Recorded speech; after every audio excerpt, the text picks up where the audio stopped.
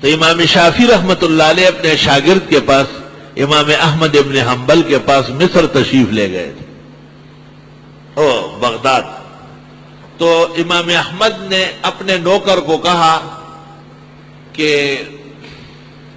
ہمارے استاذ کی آمد پر تمام چیزیں لے آؤ، اور گھر میں تاکید کی کہ اس زمانے کے بہت بڑی بزرگ ہستی آئی ہے، بہترین کھانے پکاؤ. تو ظاہر ہے امام شافعی جیسے بزرگ مہمان اور امام احمد ابن حنبل جیسے مقتدر امام زمانے کا ان کے شاگرد اور میزبان ہو، بہت عمدہ قسم کے کھانے پکے. اور امام شافعی نے رات کو بہت زیادہ شوق و ذوق سے کھانا کھایا. رات کو جہاں وہ آرام فرما رہے تھے وہاں پانی کا برتن رکھا گیا کہ حضرت کو استنجے میں وضو میں تکلیف نہ ہو. صبح ہوئی، نوکرانی آئی لوٹا اٹھانے کے لیے تو پانی اسی طرح چلا گیا جیسے رکھا گیا. اہل خانہ کو تشویش ہوئی کہ ساری رات گزری ہے، تو حضرت کو صبح وضو نہیں کرنا پڑا. امام احمد نے امام شافعی سے ذکر کیا تو انہوں نے کہا میں نے کھانا رات کو اس لیے زیادہ کھایا کہ میری دانش میں روئے زمین میں سب سے حلال رزق وہ احمد ابن حنبل کا ہے، اور حلال رزق جو کھایا جائے اس سے حلال خون بنتا ہے، وہ حلال خون پر دین کے کاموں میں صرف ہوتا ہے. چنانچہ اس کا اثر ہوا. میں اتنے زمانے سے ایک آیت کی تفسیر میں اور ایک مسئلے کے حل میں سرگردان تھا.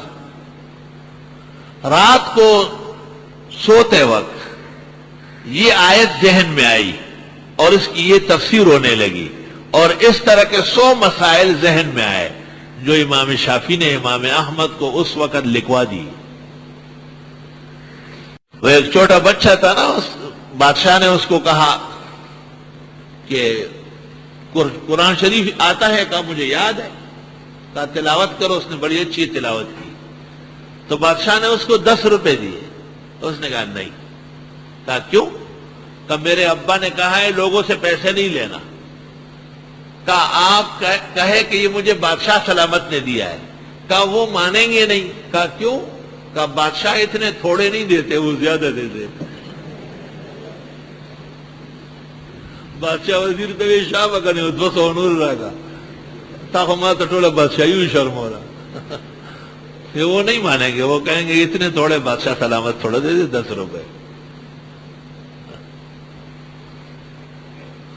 زنانا چاہ کر اللہ نہ ہوئی تو چائے راڑے تھا معشوق سر وہی بسکٹ نہیں روڑی تش چائے راڑے. بچے بھی عجیب و غریب ہوتے ہیں. اللہ اکبر. شیخ سعدی نے کہا ہے گاہ باشد کی کودکے نادان بزنت بر ہدف غلط تیرے. بعض اوقات چھوٹے بچے بھی نشانے پر تیر بٹھا لیتے. تو حضرت عبداللہ ابن عباس حضرت جب رات کو اٹھے اور انہوں نے وضو کے لیے لوٹا دیکھا تو وہ بھرا ہوا تھا. ام المومنین میمونہ سے پوچھا تو انہوں نے کہا یہ عبداللہ ہمارے گھر ٹھہرا ہے، اس نے پانی بھر کے رکھا ہے. حضرت نے سینے سے ملایا اور دعا فرمائی اللہم فقہہ فی الدین وعلمہ الکتاب. خدایا اس بچے کو دین کی فقہ اور قرآن کا علم عطا فرما. چنانچہ عبداللہ ابن عباس کا یہ عالم تھا کہ حضرت عمر رضی اللہ تعالیٰ عنہ نے بڑے اصحاب کے ساتھ بٹھایا تھا، بڑے صحابہ کے ساتھ. اور عبد الرحمن ابن عوف نے شکایت کی کہ لنا ابناء مثلہ، ہمارے بیٹے اس کے برابر ہیں. آپ نے کہا یہ قرآن کا ماہر ہے. ایک دن امتحان لے لیا، سورۃ نصر میں امتحان ہوا کہ اس میں کیا خاص چیز بیان ہوئی. کسی نے کہا نصرت کا اعلان ہے، کسی نے کہا فتح مکہ کا اعلان ہے. عبداللہ ابن عباس نے کہا اس سورت میں جناب رسول اللہ صلی اللہ علیہ وسلم کے سفر آخرت کا اعلان ہے. سبح بحمد ربک واستغفر انہ کان توابا. جتنا کام ہونا تھا وہ ہو گیا. آپ تسبیح اور تحمید اور استغفار کریں، یعنی وقت روانگی کا ہے. اللہ اکبر. بخاری شریف میں ہے حضرت عمر نے کہا آرام آتا رہا. میں بھی یہی سمجھتا ہوں جو تم سمجھتے ہو، یہی بات.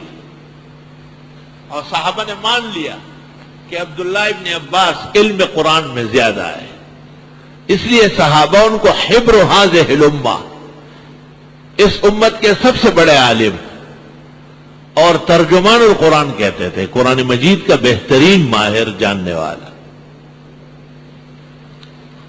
اللہ اکبر.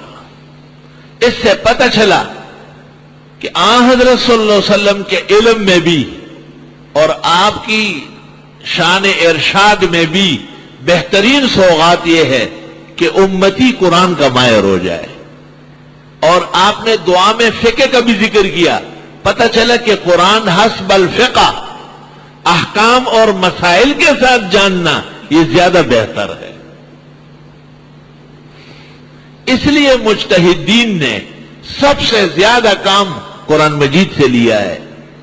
اور مشہور واقعہ ہے کہ امام شافعی رحمت اللہ علیہ اپنے شاگرد خاص امام احمد ابن حنبل کے ہاں بغداد تشریف لے گئے تھے. احمد بغدادی ہے اور امام شافعی اصلاً تو غزہ کے ہیں، فلسطین میں ایک شہر ہے غزہ، لیکن ان کے والدین مکہ میں آباد ہوئے. بعض کہتے ہیں مکے کے تھے، غزہ آئے تھے پھر چلے گئے.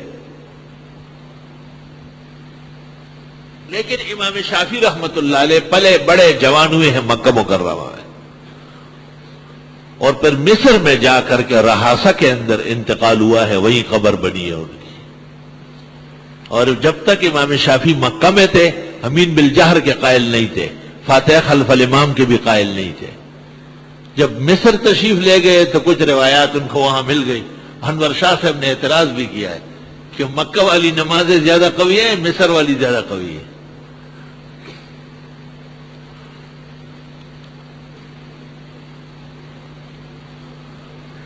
تو مجتہدین کا فہم اور ادراک ہم وقت وہ کتاب و سنت میں رہتا تھا، اور وہ قرآن اور سنت سے رہتی دنیا کے مسائل و احکام بڑے خاص احسان الہی سے مستنبط فرماتے تھے.